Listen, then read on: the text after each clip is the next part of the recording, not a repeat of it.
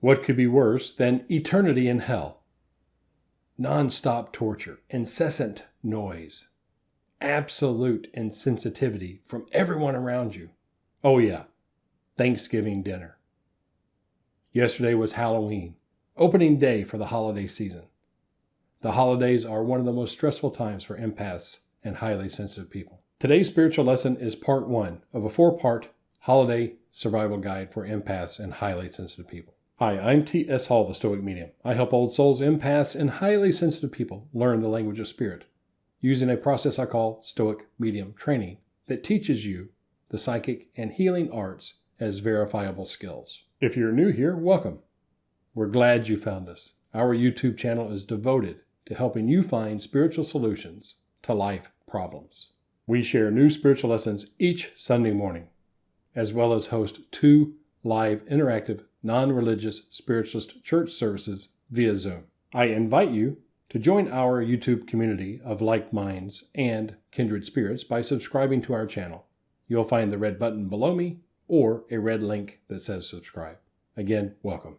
Have you ever gotten a splinter and then that splinter get all festered up and infected, causing you much more problems than you ever imagined possible? Yeah, I think we all have.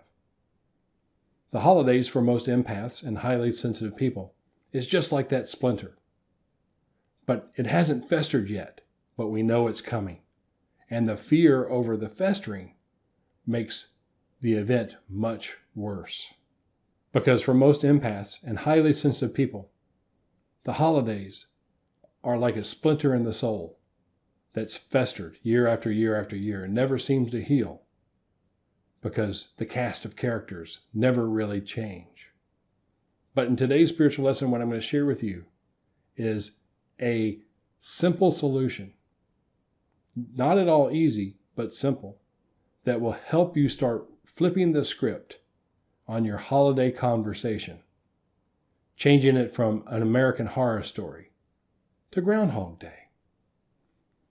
Because there's one thing I know for sure, that within your mind is the power to create a reality that works for you, regardless of the circumstance you find yourself in.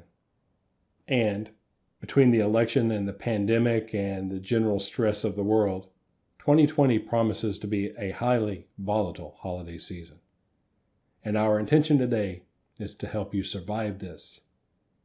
And not only survive, but start to thrive.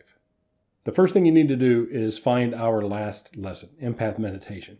There'll be a link in the description below, as well as there should be a link above my head right now. Meditation is the foundation for all spiritual growth and development. And if you are not consistently doing a stillness meditation practice, you're going to have problems. Bottom line, because you're not going to be able to find that safe harbor, that safe place, the eye of the storm, where you can do this work that needs to be done to flip the script on your holiday conversation. Part 1 of the Holiday Survival Guide is quite simple. It requires you journal every day for the next 7 days, longhand, at least 3 pages, about each and every holiday experience you've had. It's going to be you capturing what's in your head, what's in your subconscious mind, what's in your awareness about the holidays. What's your story? What's your conversation? Who are the cast of characters?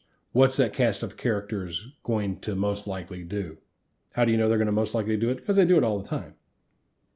This is going to be, like I say, either an American Horror Story or we're going to shift it into Groundhog Day. Now, what I want you to really focus on is getting your experience out of your head onto paper. Takes probably about 20 to 30 minutes a day for the next 7 days. But let me ask you a question. What price would you pay to be able to walk through the holidays and allow yourself to actually see the humor in what's going on around you? You know, when I was a young guy, mainly because of my stature, because everyone asked me, "Do you play football?" Yeah. I had no interest in football. But I played football because I got tired of so many people asking. I'm a larger than average stature person, and everyone in the South where I grew up thought it would be a great idea if I played football. So I played football. And the worst thing about football, in my opinion, being a highly sensitive male and on the shy side, was on the Monday and Tuesday after our Friday night games. Game film day. We would watch the game films. And the thing is, if you ever made a mistake on the game film, the coach had this little button, and it was a toggle switch, and he could run it back and forth and back and forth and back and forth and back and forth and back and forth and back and forth and back and forth and back and forth and back and forth. And if you're in the hot seat, if you're the one who screwed up, they played it back and forth. Seemed like forever. That place of torture and insensitivity. Pointed out the mistake you made. And that's what I want you to get to the point of right now in this journaling process. You're going to replay the game film from your past holidays. But more importantly, here's what I want you to start to look for as you're writing this. What's the motive for the other characters in your holiday story? And I will share with you this. My mom passed several years ago. And when she passed, I touched her vibration when she was on spirit side after her physical body was gone. And it's the first time I touched her vibration where she was free of emotional, psychological, and physical pain. I don't remember the last time I touched that woman's vibration when she wasn't managing a world of hurt. Every person in your life is managing a world of hurt, just like you are. And it's once we allow ourselves to begin this process of becoming mediums, allowing ourselves to learn the language of spirit, that we can connect with the spirit of the other people in our lives, detached from the physical stories and the physical pain and the physical hurt, that a door starts to open.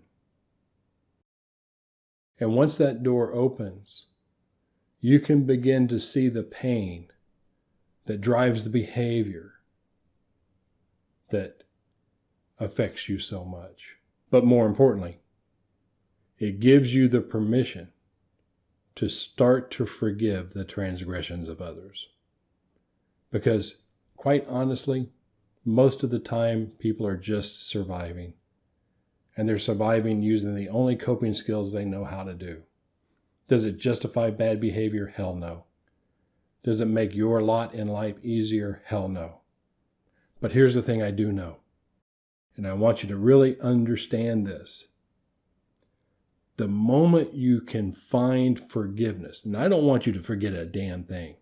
Many people are assholes and what they do is wrong. So I'm not asking you to forget, I'm asking you to forgive. Because once you find that place of forgiveness, a burden is lifted off your shoulders. You walk through life more lightly, more burden-free. And that is, after all, what you incarnated to do, is to walk through this life, to learn specific things in your journey towards spiritual evolution and individual spiritual perfection. So that's it. Next 7 days, 3 longhand pages in your journal, handwritten, telling the story, recreating the game film from your past holidays. Every transgression, every problem, every battle. And what you're going to do is you're going to look at how predictable what is going to happen this holiday season is. And once you get to that foresight about what is likely to happen, in part 2, we'll show you how to start to create for yourself a protection and a defense system that allows you to see things as they really are, rather than the way you think they will be. So that's it. That's part 1 of the holiday survival guide for empaths and highly sensitive people. I have an invitation for you. Please join us via Zoom for a non-religious spiritualist church service. We meditate, we do some healing. We also offer messages to you from our spirit guides and teachers. To get your invite, go to spirit360.org, click the Get Your Invite button, fill out the form, and we will email you instructions. If you found this video useful, if you found this holiday survival guide of benefit, give us a thumbs up. Let other people know that you found it useful. I do request that you share this video in your Facebook groups and on Instagram and on Twitter so other highly sensitive people can see whether or not this survival guide makes sense for them. Again, this is part 1 of 4. Next week, I'm going to show you how to take that script and train yourself to disconnect from the past, to be in the moment, to create the future you want. And I will leave you with this final reminder that spiritual is as spiritual does.